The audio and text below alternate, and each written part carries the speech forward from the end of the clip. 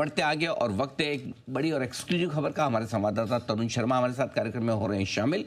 तरुण, बताएं क्या है बड़ी खबर आपके पास? Sir good morning. ये जो खबर है एमटीएनएल के फ्यूचर प्लान को लेकर एक बड़ी बैठक बुलाई गई है, उसको लेकर एक खबर है। कैबिनेट सेक्रेटरी ने ये बैठक बुलाई है, जून 17 को ये बैठक होगी। इस बैठक के अंदर एमटीएनएल का क्या फ्यूचर प्लान हो, किस तरीके से लोन का डेट का जो रीपेमेंट है वो कैसे हो, और बैंक्स का क्या रुख हो, इस पे ये बैठक बुलाई गई है। और इस बैठक के अंदर बैंकर्स भी रहेंगे, डीईए सेक्रेटरी भी रहेंगे, और बैंकिंग सेक्रेटरी के साथ साथ टेलीकॉम सेक्रेटरी भी रहेंगे। अब मैं अपने दर्शकों को बताना चाहूंगा कि बैंकर्स का क्या रुख एमटीएनएल के रीपेमेंट के लिए हो सकता है। जो हमारे सोर्सेज हैं वो ये बता रहे हैं कि बैंक्स ज्यादा विलिंग नहीं है नए लोन देने के लिए।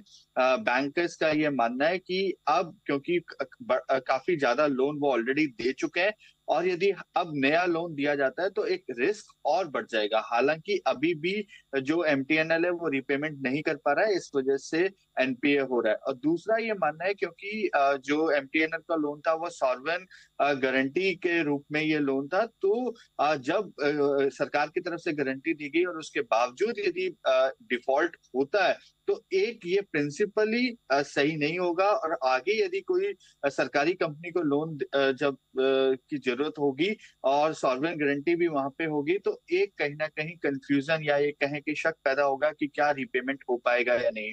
एक पार्ट तो ये रहा, और दूसरा रीपेमेंट कैसे किया जाए, क्योंकि एसेट मोनेटाइजेशन जो एमटीएनएल की है उस पे चर्चा भी इस मीटिंग में होगी कि जो उनके पास लैंड एसेट्स हैं उनको कैसे मोनेटाइज किया जाए। हालांकि दिक्कत ये आ रही है क्योंकि जहां जहां एमटीएनएल के लैंड्स हैं वो उसमें एक क्लॉज है कि जो लैंड का यूज है वो केवल टेलीकॉम पर्पसेस के लिए हो सकता है।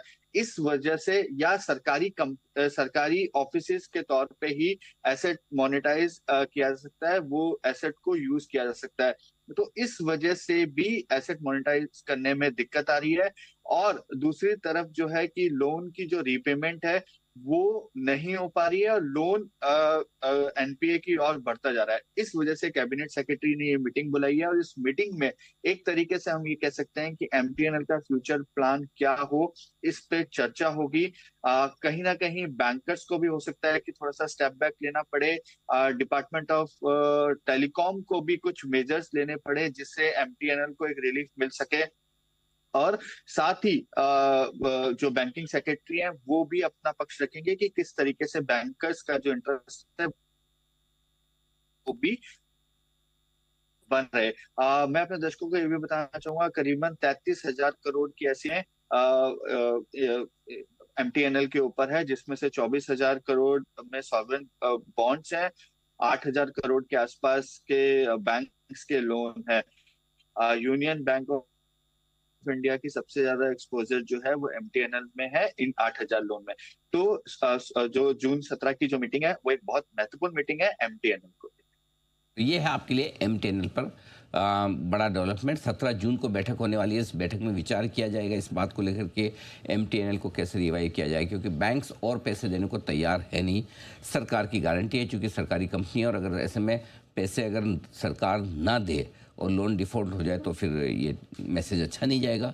फिर तो किसी भी सरकारी कंपनी को बैंक पैसा देने के पहले 10 बार सोचेंगे भाई कि पैसे तो दे रहे हैं और सरकार ने समय पे अगर कंपनी के नहीं देने पर नहीं दिया तो फिर हमारा क्या। सो इसका क्या रास्ता हो सकता है, इस पर विचार किया जाएगा। देखिए, मुश्किल मामला है। कोई रास्ता आसानी से और इतना जल्दी निकलता है यानी, ये देखने वाली बात होगी। ये है खबर आपके लिए एमटीएनएल को लेकर।